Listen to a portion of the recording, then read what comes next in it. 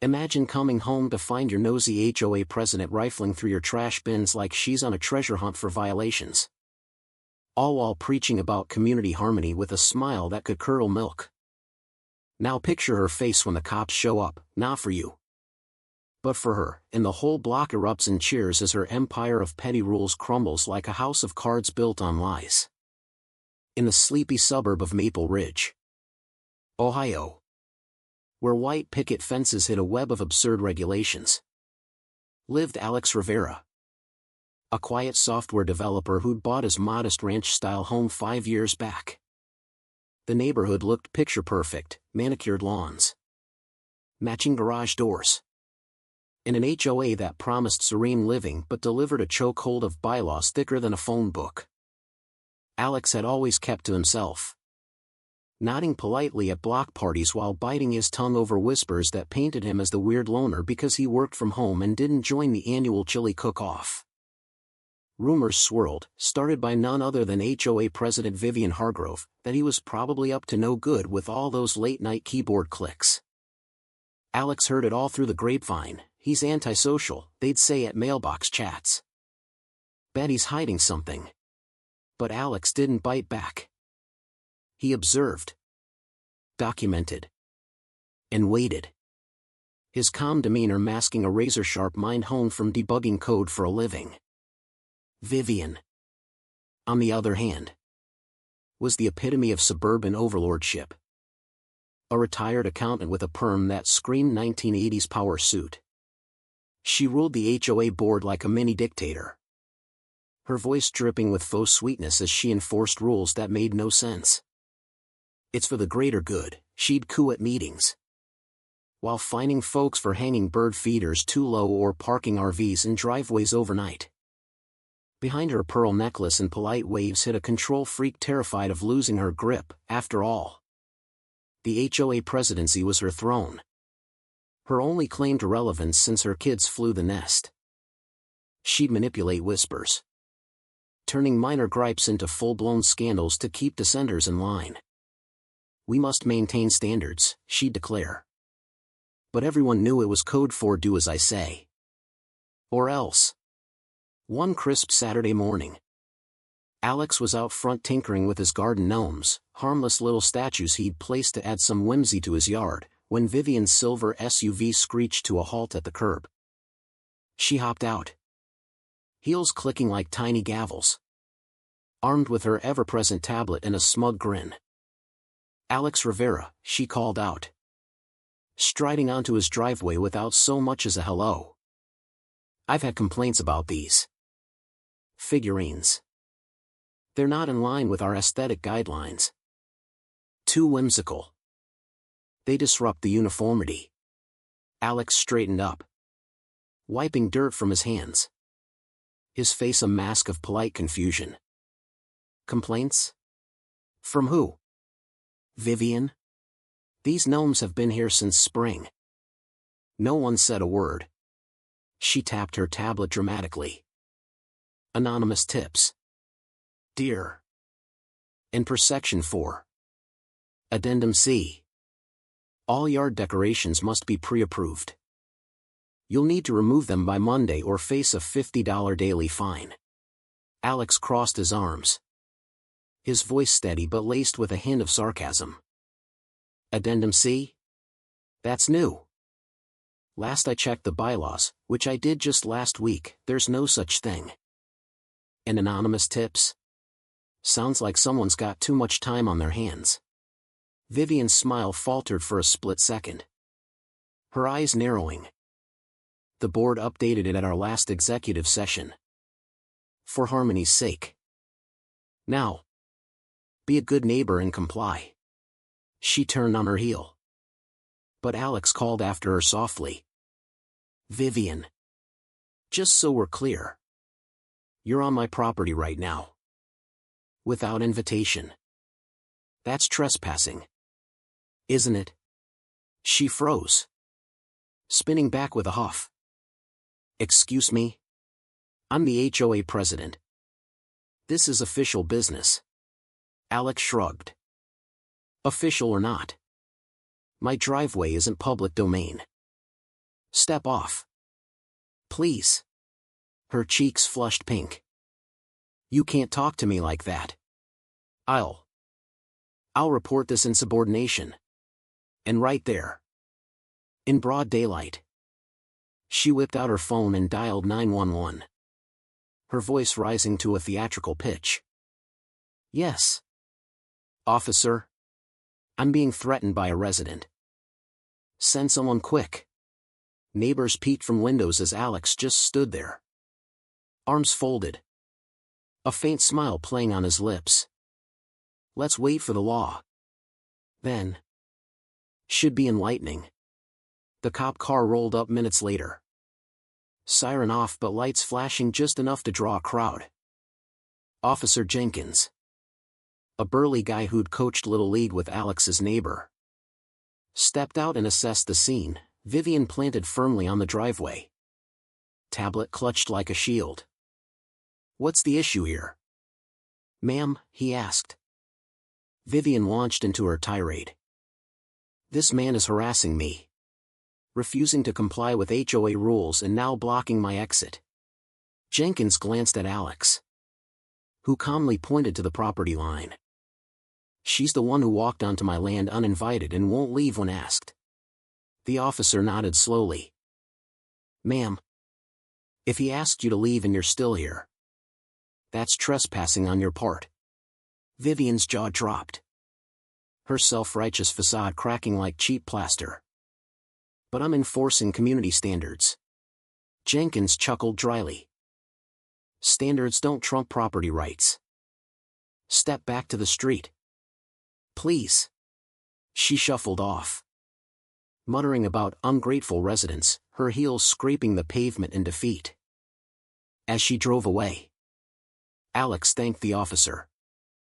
No charges today. But next time. Jenkins winked. Smart move. These HOA types think their rules are gospel.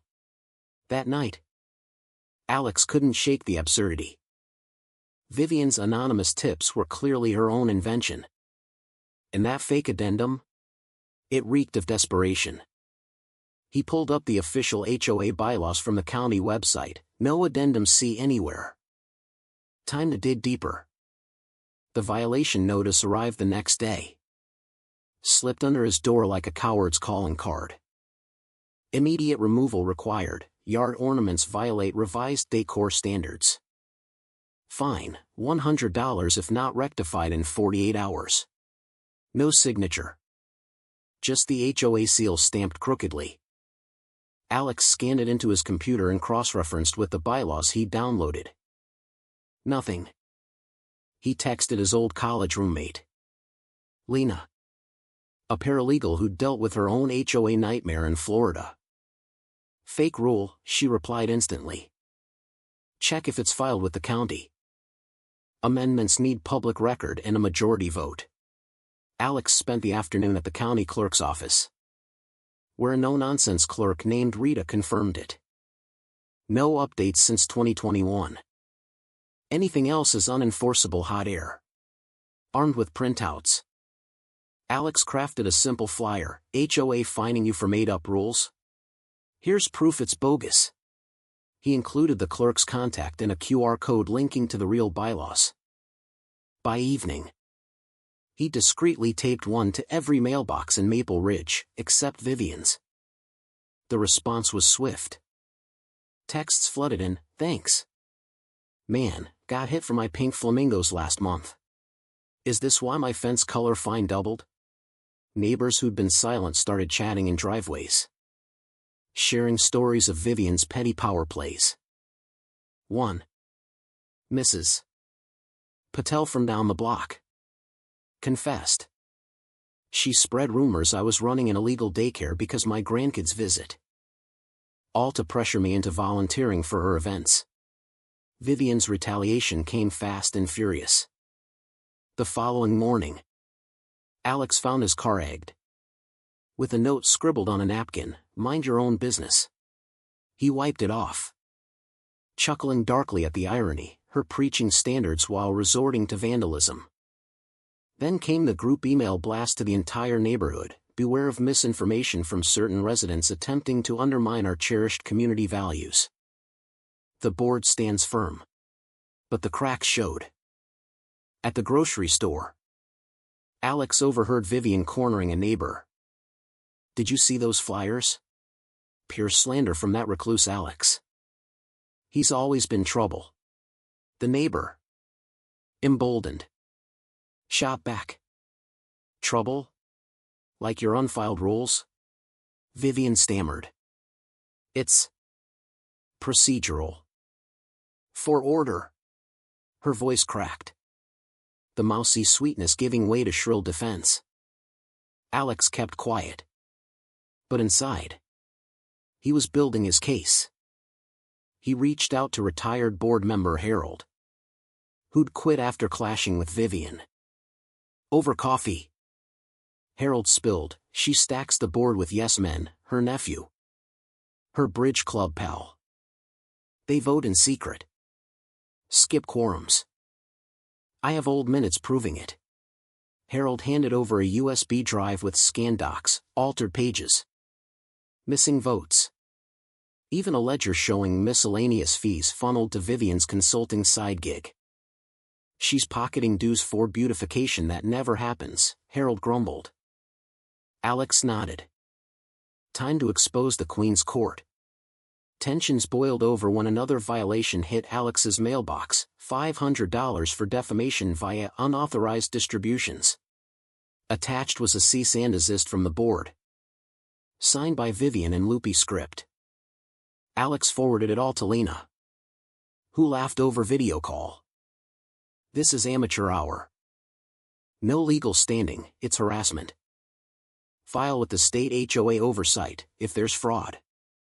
It's criminal."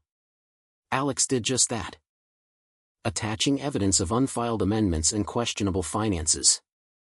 Neighbors piled on, submitting their own complaints. Vivian's panic manifested in absurd ways. She started patrolling streets at dawn, notepad in hand, finding 4 overgrown weeds that were dandelions. One evening, she banged on Alex's door. "Withdraw those lies, or you'll regret it," she hissed through the screen. Alex opened it a crack. "Lies? Like your phantom addendums? Or the rumors you spread about me being a threat?" She puffed up. "I'm protecting this community from chaos like you." Alex smirked. "Chaos? You mean freedom from your clipboard tyranny?" She stormed off. But not before neighbors filmed the exchange from their phones. The video went viral on the local Facebook group. Captioned HOA Karen Meltdown. Comments exploded, "She's unhinged. Time for a new board." The climax hit at the monthly HOA meeting. Packed like a rock concert in the stuffy community center. Cars overflowed the lot, folks stood in the back, murmuring. Vivian swept in last, flanked by her cronies, nephew Derek, fidgeting in his ill-fitting blazer, and pal Beatrice, clutching a water bottle like a lifeline. Vivian tapped the mic, her voice syrupy. "Welcome, everyone. Amid recent misunderstandings, let's reaffirm our commitment to excellence." But Mr. Patel stood immediately. "Misunderstandings? Like fining me based on rules you invented?" Vivian's smile strained. "The board has authority to interpret guidelines flexibly." Harold rose next, holding his folder aloft. "Not without votes or filings. I motion for a no-confidence vote, right now." The room roared approval. Vivian banged her gavel. "Out of order. You resigned." Harold shot back. "You forced me out in a sham meeting. Proof here." As documents circulated, the door swung open. 2 detectives entered, badges gleaming. "Vivian Hargrove? We're with the County Fraud Unit. Warrant for HOA records." Vivian's face drained of color, her confident mask shattering into wide-eyed horror. This is outrageous. I'm the president. The lead detective deadpanned. Not anymore. Evidence shows embezzlement, dues siphoned to your LLC. Fake fines collected in cash. Beatrice blurted. I didn't know. She handled everything. Derek nodded frantically. Just sign what she said. Vivian stammered. It's administrative fees. For the good of all. The crowd jeered as detectives let her out. Her heels dragging. The room erupting in applause. Alex watched silently. The weight lifting as justice finally bared its teeth. In the aftermath, the state dissolved the old board, ordering refunds for bogus fines. Vivian faced charges: fraud, embezzlement. Over $28,000 vanished into her projects, like landscaping by her son's company. Her house sold quick, she vanished to relatives out of state. The new board, elected fairly, scrapped half the rules. Alex's gnome stayed. And neighbors threw a block party, no permits needed. Porches buzzed with real talk. Not whispers. Alex stood on his coffee steaming, gazing at the plaque installed by the center, to those who challenged tyranny. No names. Just a reminder. The air felt lighter. The suburb truly serene. But as he sipped, he pondered the irony. Vivian had preached order. Yet her chaos united them. So, was Vivian the real villain? Or just a product of a system that lets petty power corrupt absolutely? You tell me, is it ever okay to bend rules for the greater good, or does that always lead to this kind of downfall?